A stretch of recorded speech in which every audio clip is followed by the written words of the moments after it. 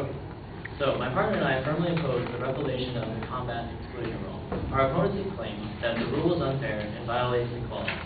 We believe that these reasons are insufficient.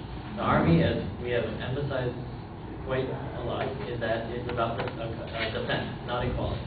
As we had shown, women do not generally meet the physical standards that are met by men, and that they have lower upper body strength. Just imagine a man being down and the woman not being able to carry that man back to safety because of a lack of upper body strength. This would be a serious problem, and it's not something we should really expect from our women. In addition, we brought up 4 disadvantages. The first disadvantage was sexual assault. Now, our opponents have claimed that there will be several protections that we could instill. However, I'd like to just point out that 1/3 of women are sexually harassed. I've already stated that, and this is without them even being in combat situations. Of course, there's going to be a transition period, and I'm sure, I think we all hope that the numbers would go down, but the current data doesn't really support this conclusion. In addition, we mentioned pregnancy. Our opponents gave a statistic that said that our opponents gave a statistic, but they were talking only about the Navy.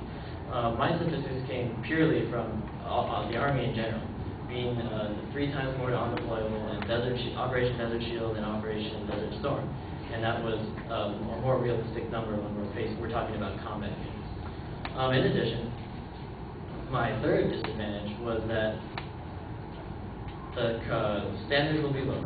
Now, our opponents claim that pretty soon we won't even need these standards because modern warfare doesn't really require much physical strength. And while this is true, there's the Predator drone, which is remotely flown aircraft. Now, I don't think anyone in this room is really contesting whether women should be allowed to fly these remotely drone planes.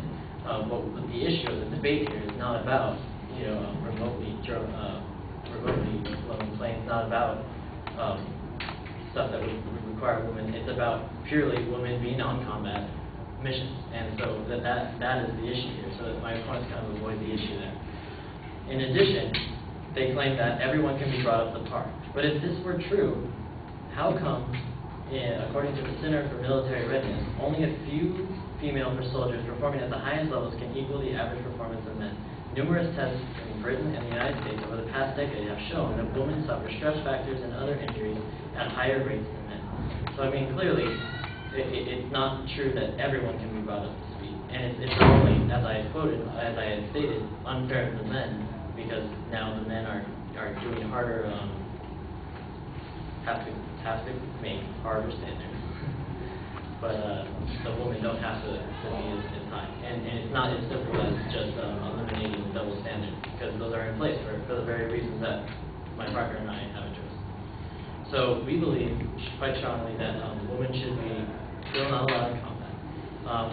Put quite bluntly, in an article, the testimony of one Lieutenant Colonel Smith says,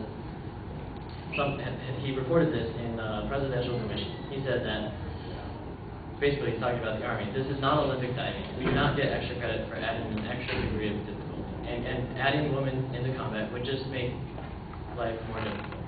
Thank you.